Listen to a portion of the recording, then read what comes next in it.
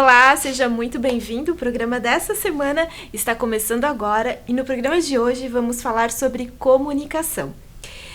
A boa comunicação é uma das soft skills mais valorizadas no mercado de trabalho e também nas relações pessoais. Para falar desse assunto hoje, eu trouxe aqui o psicólogo comportamental André Felski e a gente vai entender um pouquinho sobre o que é comunicação do ponto de vista comportamental. Bem-vindo, André. Opa, obrigado pelo convite mais uma vez, aproveitando, né, pra gente falar um pouco de um assunto tão interessante, né, que vai além só da mensagem, que vai também da subjetividade, da intencionalidade e do próprio comportamento em si. E das várias formas que a gente, das várias possibilidades de comunicação que existem, como a gente estava falando dos bastidores, né? Isso. Não é apenas a linguagem. Não é apenas a linguagem. A linguagem, ela é um sinal, uma organização, né? Que a cultura do traço humano foi atribuindo ao longo dos anos. Só que o que acontece? A partir do desenvolvimento dessa linguagem formal, a gente conseguiu clarificar algumas coisas. Mas a nossa comunicação enquanto espécie humana vai além da questão só puramente léxica, da questão escrita ou da fala descritiva, né? Porque o que acontece? O fato de você se comportar, você intui algum comportamento. A gente estava falando dos bastidores agora há pouco, de exemplos, de traços importantes que às vezes podem ser simples, né? Uma coisa que a gente acabou levantando. Alguém emite uma comunicação formal do tipo, por favor, leve o lixo para fora. Né? É um exemplo, né? Clássico, né? E a pessoa está entretida no seu celular. Né? E o que acontece? São duas comunicações. Uma de intencionalidade, porque provavelmente, né, pode existir uma relação da pessoa pedir, por que eu estou pedindo para levar o lixo para fora? Tem N hipóteses, né? Ela pode estar fazendo a limpeza, pode estar organizando alguma coisa, ou fazendo uma solicitação. Tem o pedido e a ordenação. Não necessariamente o tom é ordenativo. Não é faça isso. Por favor, você pode levar o lixo para fora? E geralmente a pessoa que pede para levar o lixo para fora, ela espera que seja feito de uma forma imediata. Isso. Quando eu peço para levar o lixo para fora, eu espero que a pessoa leve logo. Então, daí tem a questão da expectativa, né? A expectativa também é uma comunicação. Só que o que acontece? Como eu não tenho como invadir a expectativa do outro, né? E eu tenho a minha própria expectativa na minha atitude, eu posso estar entretido lá na tela e pensar, poxa, talvez nesse momento eu queira ficar aqui. É a comunicação que eu estou passando, que não é totalmente clara e o outro tem interpretação, tem a percepção dele também. Por que eu tenho que ir agora? Por que eu tenho que ir agora? Ou então, é preciso ir agora? Tem uma série de dúvidas, né?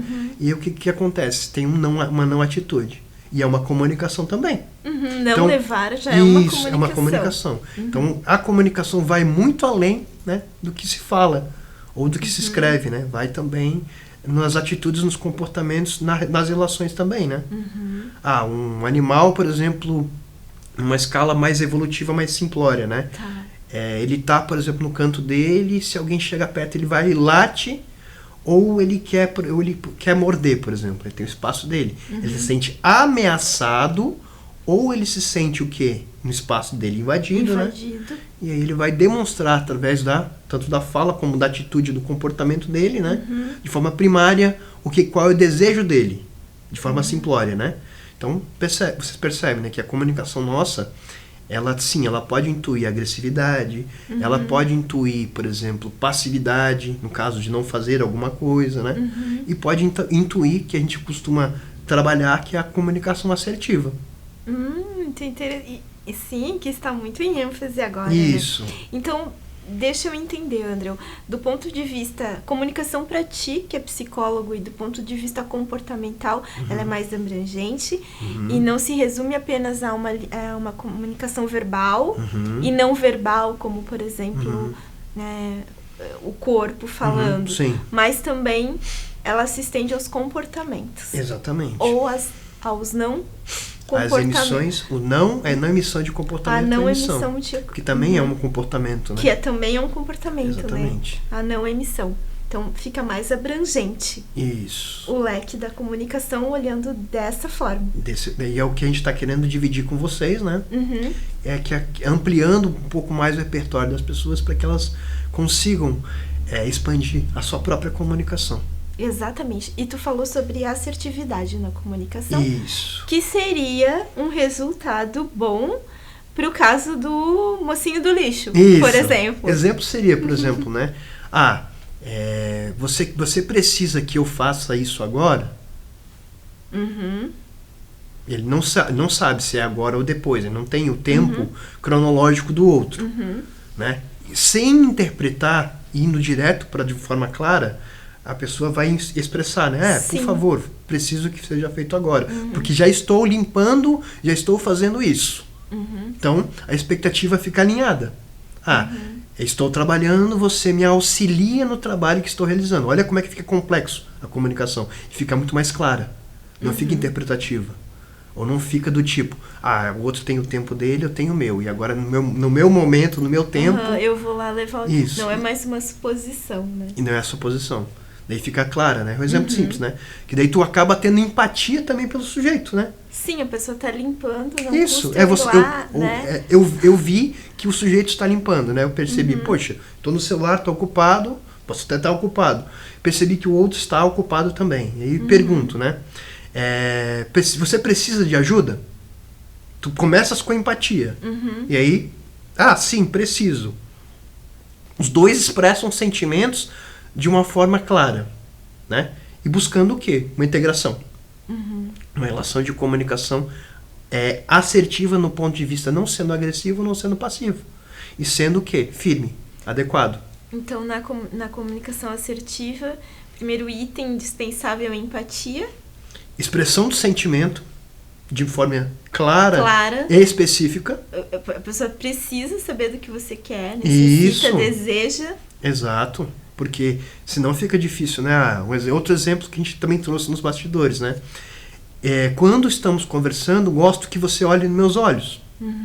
Por quê? Me sinto escutado. Escutado, a pessoa está prestando atenção. Isso. Então, tem pessoas que não olham mesmo, que têm dificuldade. Por quê? Por medo ou por comportamento aprendido.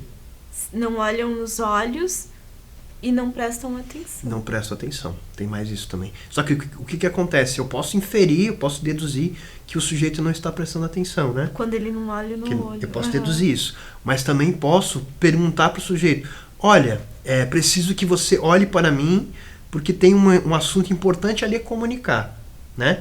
E estou sendo específico, estou sendo assertivo. Porque não estou falando de tudo o que está passando, mas sim do olhar nos olhos. Estou falando como eu me sinto à vontade na nossa comunicação. E até como eu gosto de comunicar, né? Como eu gosto de ser escutado e de passar a minha mensagem. Para mim é importante que você olhe no meu olho quando fale comigo. Isso, daí realmente a gente gera o quê? Uma Conexão. assertividade, uma conexão de comunicação. Mas é difícil, né? É prática, chegar né? nesse estágio, não é, Sim. Andrew? É difícil, exige prática e principalmente o que a gente falou lá no começo, o primeiro passo de empatia. Né? De ter a empatia pelo outro na relação. E de se conhecer a ponto de saber o que é importante, porque às vezes a pessoa não percebe que é importante para ela que olhe no olho. E a comunicação não flui. Sim, exatamente. Né? E não sabe nem por quê. São os ruídos das mensagens, ele começa a gerar ruídos da mensagem. Que a mensagem às vezes não é interpretada, não é escutada, às vezes por esses detalhes comportamentais que a gente está levantando. Que tem as intencionalidades ou as interesses ou motivações na comunicação, né? E aí tem isso, que é algo que faz com que a gente tenha uma diferença aí grande dos animais ditos que são racionais, né? Que a gente pelo menos supõe que sim. Supomos, às vezes a gente tem dúvida. Isso, exatamente. E daí o dos animais que respondem mais por instinto. No cachorro que morde caso alguém invada o espaço dele. E a gente também age assim, né? E que é uma comunicação mais intuitiva. Mais intuitiva, mais agressiva. Mais baseada o quê? Na expressão imediata de uma resposta, expressão imediata de uma resposta o quê? De desejo, né? Desejante. De emoção. Isso, por exemplo, o mesmo exemplo que a gente até brincou, né? Imagina se fulana dá um tapa na sua mão e tira o celular da sua mão.